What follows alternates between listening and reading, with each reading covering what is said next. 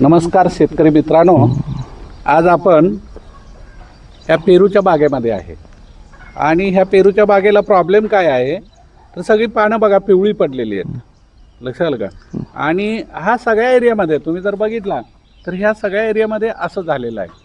आता काय झाडं चांगली आहेत पण मेजॉरिटी झाडामध्ये हा प्रॉब्लेम आहे. तर तो काय प्रॉब्लेम आहे पहिल्यांदा आपण ते स्वतः मालक आहेत समोर, ते काय सांगतात आपण बघूया. नमस्कार, हां मी निखिल पोळ, राहणार रांजणी, हां तालुका माडा, जिल्हा सोलापूर.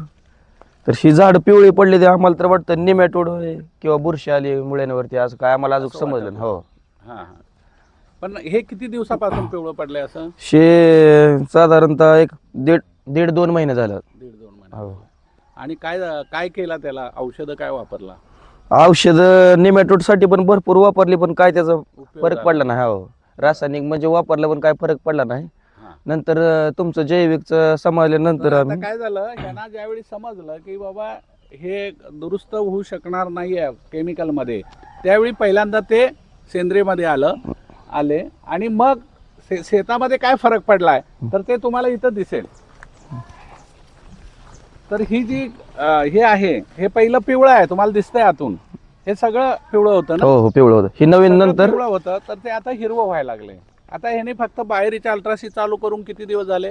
आता 2 डोस झाले, 8 दिवसाचे फरक म्हणजे 20 8 दिवस झाले. दिवसानं 2 वेळा सोडले. हो, काय सोडलं? बाहेरीच्या आधी का अल्ट्राशी? 18 दिन. कळलं का? हो.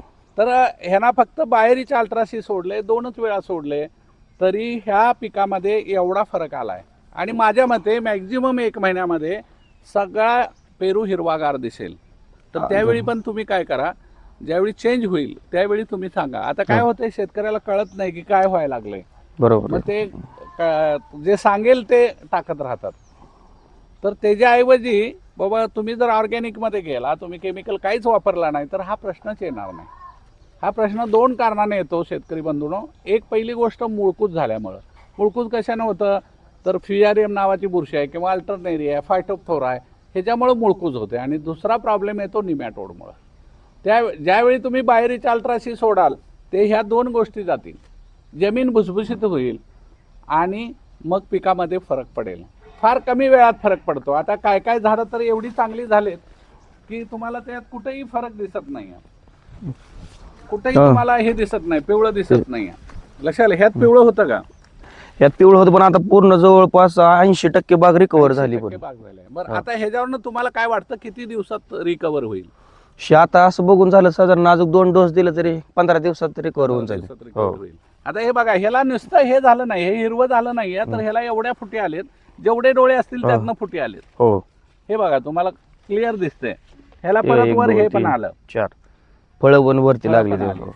तर ही खरोखर फॅक्ट आहे. हो. तर ज्या शेतकऱ्यांच्याकडे अशा प्रकारचा प्रॉब्लेम असेल त्या शेतकऱ्यांनी लक्षात ठेवा की हे साध्या पद्धतीनं जायचं, अजिबात केमिकल काय वापरू नका. कळलं का? कुठलाही प्रॉब्लेम येत नाही आहे. फळाचं ह्याच्यामध्ये फळाची साईज वाढते, फळाचं वजन 30% वाढतं. फळामध्ये जो प्रॉब्लेम आहे की बी एकीकड आणि साल एकीकड आणि पोकळ राहतं आणि त्यामुळे वजन घटतं आपलं किंवा क्वालिटी घटते, तर ती ह्याच्यामध्ये सगळी कव्हर होईल. तर मला वाटतं सगळ्या शेतकऱ्यांच्या लक्षात आलं असेल. हो. तुम्ही सुद्धा काय करा, तर तुम्ही हे कंटिन्यू ठेवा, Continue, म्हणजे हो. तुम्हाला प्रॉब्लेम येणार नाही. हो. बरं, ह्याच्यामध्ये खर्च किती झाला तुम्हाला 2 डोसला? खर्च साधारण बाहेरीचे 1 लिटर आणले, ते काय वर्षभर पुरते, हो त्याचा हिशोब धरून चालणार नाही. अल्ट्राशी किती वापरलं? 4 4 लिटर गेले. लिटर झालं. बस, दुसरं काय केलं? दुसरं नाही काय, दुसरं काय शेण आणि गोमूत्र हे 4,000 गरज. रुपये खर्च आलेला आहे याला. हो. लक्षात आलं का? चेंज व्हायला. आणि अजून एक 4,000 टोटल चेंज होत. नुसतं टोटल चेंज होत नाही, फळाचं वजन पण भरपूर वाढतं. तर मला वाटतं सगळ्या शेतकऱ्याच्या लक्षात आलं असेल. आपण इथंच थांबूया. नमस्कार.